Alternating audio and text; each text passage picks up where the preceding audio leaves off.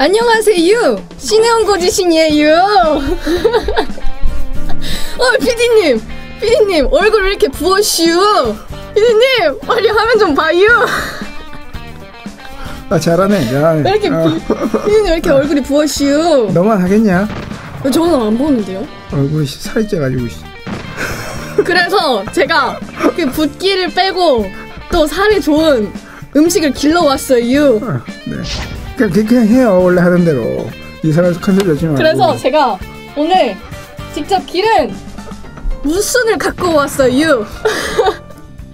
이게 제가 너 오늘 왜 그러는 건데? 왜 이러는데? 제가 지금 건데? 농사 짓다 온 거잖아요. 저 안 보여요, 의상? 네. 제가 이렇게 옷도 준비를 하고 모자도 쓰고 무순을 준비한 이유가 바로 오늘 영화 리틀 포레스트에 대해 이야기를 나눠보려고 했기 때문이에요. 네네. 감독은 임순례 감독이고요. 네네. 이 임순례 감독님은 여자 감독님이신데. 네네. 왜 웃어요? 여자 감독님이신데 제가 너무 잘해서요. 아 그래.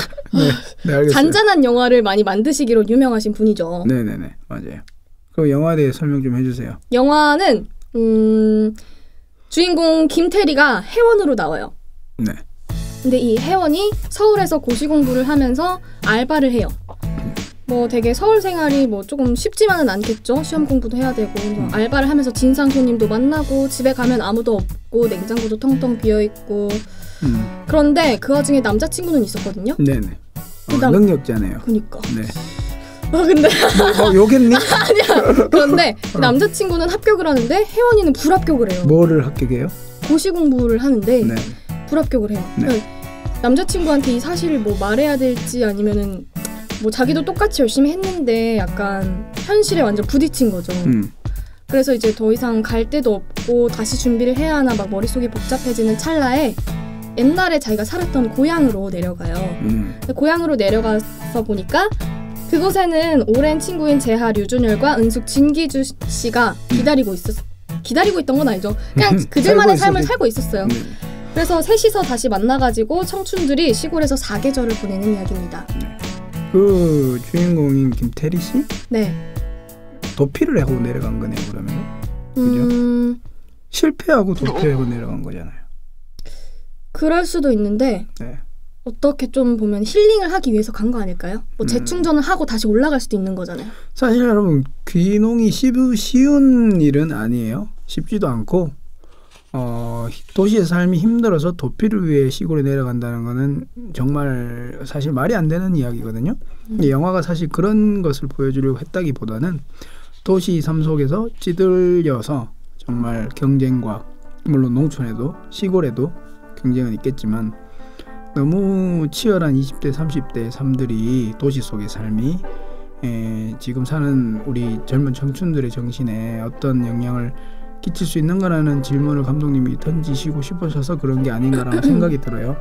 하고 우리 아직 그 시골이라는 곳이 주는 어떤 뭐 정서적인 안정성 뭐 그런 것들 때문에 약간 또 다른 삶이 있다는 걸 보여주기 위해서 그런 게 아닐까라는 생각이 들어요. 그 오늘 그 영화 속에서 가지고 있는 그 내러티브, 영화 가지고 있는 그 속의 어떤 역설들을 조금 이야기를 해보려고 해요. 제가 이야기를 하고 나서 혜지 씨 이야기할 기회를 많이 드릴 테니까 좀 기다려보세요. 네. 영화에서 굉장히 영화를 즐겁게 만드는 요소 중에 하나가 그 역설이에요. 패러독스라고 그러죠. 그 역설이 있으면 영화는 희극이 되기도 하고 비극이 되기도 합니다. 영화에서는 잠시만요. 네가 자꾸 그러니까 나도 그렇다야. 내가 했다고 자꾸 하지 말라고 맞춰가지고 그러니까 내가 웃기네 진짜. 영화에는 패러독스라는 게 있죠. 역설인데 그 역설이 있음으로써 극은 에너지를 얻게 됩니다. 그 영화가 희극이 될 수도 있고 비극이 될 수도 있는데 극 중에서는 항상 갈등이 발생을 해요. 그 여자 주인공 해리도 갈등이 생기죠. 내가 과연 도시라는 곳에 살아야 되나. 해원이에요. 미안해요. 네. 그 여자 주인공 해원에게도 네. 갈등이 있죠. 그 영화 시골 너 때문에 꼬였잖아 임마. 영화에서 네. 갈등이 있었죠. 시골에서 뭐 무슨 갈등이 있었는데요? 아니 도시의 삶 속에서 내가 과연 살아야 하나 그리고 내가 힐링 내 정신을 위해서 시골로 내려가야 하는 어떤 내적 갈등이 있는 거죠. 그쵸. 그런 갈등이 해소가 되느냐 해소되지 않느냐에 따라서 영화는 희극도 되고 비극도 됩니다. 그 패러독스를 어떤 내면적인 갈등 그리고 우리 도시 삶 속에서의 갈등을 잘 보여줬다고 생각하는데요. 이 패러독스 갈등을 다른 영화의 예를 하나 들어볼게요. 예를 들어서 라라랜드라는 영화가 있어요.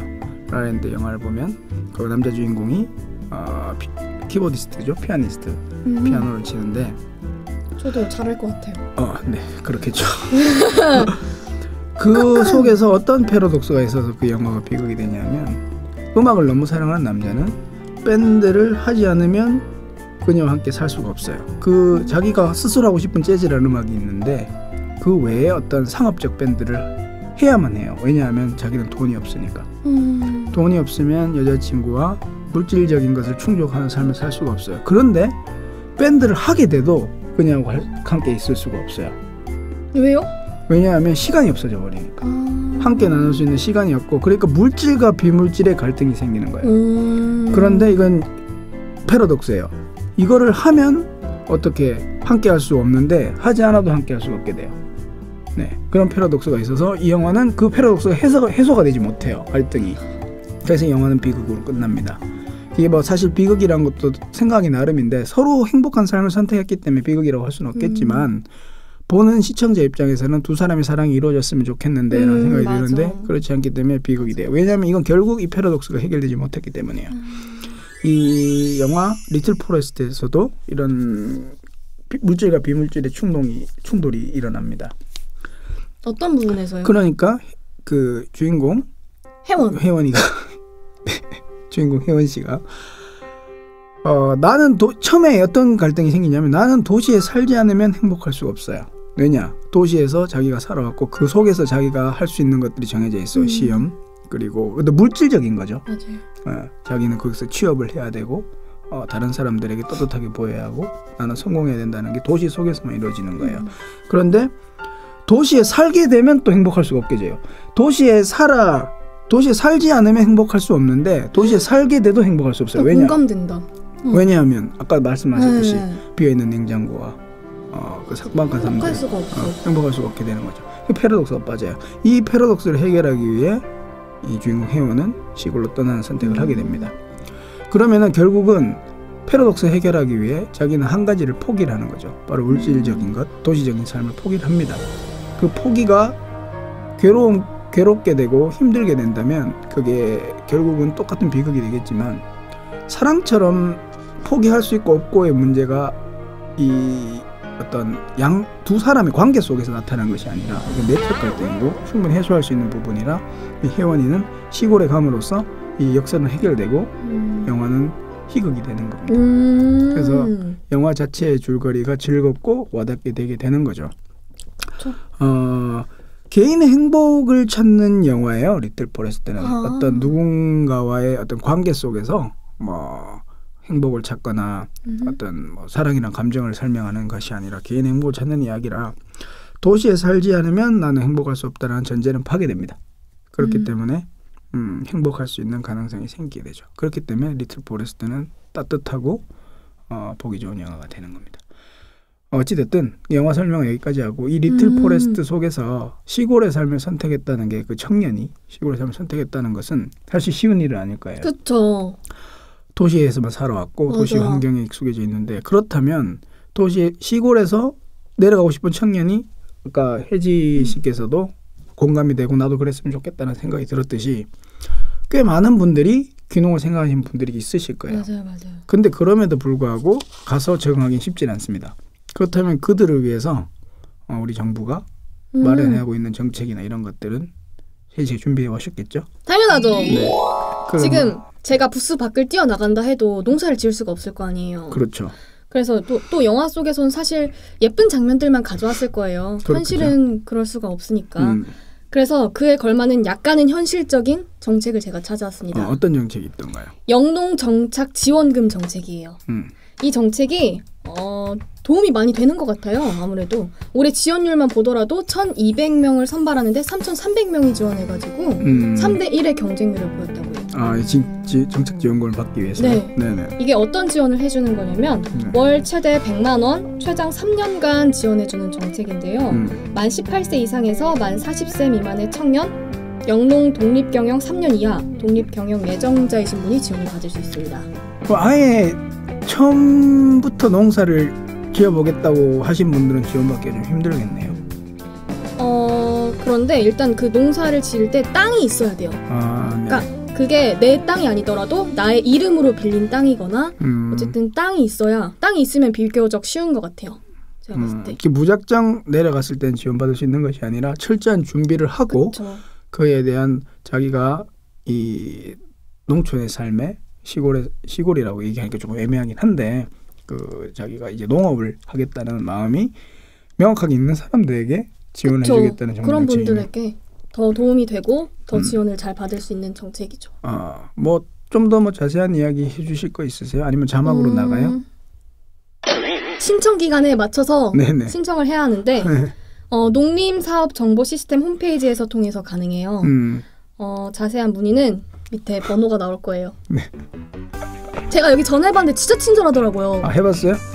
계속 뭐래요? 농사 지어라지 어울린다고. 아니요. 그냥 웃던데요? 제가 한 가지만 물어봤거든요. 뭘 물어봤는데? 이거 땅이 있어야 되냐 없어야 되냐 그리고 뭐지? 영농 기반이 뭐냐 이런 거 물어봤거든요. 뭐래요? 그냥 웃으면서 땅이 본인 명의로 있는 사람이거나 이렇게 친절하게 답장해 주셨어요. 너 땅 있다고 가지고 무슨 너 키웠는데? 저 무슨 근데 카메라에 안 나와요. 몇 평이냐 이거? 0.2평 되냐? 네 땅이네? 거기서 살아라. 여기다 둬도 돼요? 나오게? 그냥 기르는 거 이쁘게.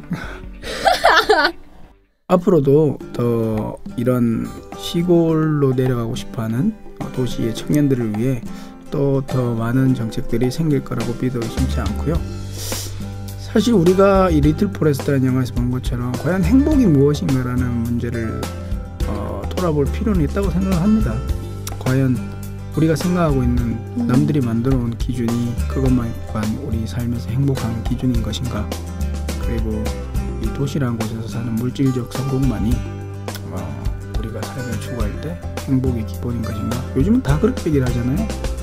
요즘은 돈이다. 피디님도 그럼 돈이 행복이에요? 저는 아니에요. 제 기준에서. 피디님의 행복은 뭔데요?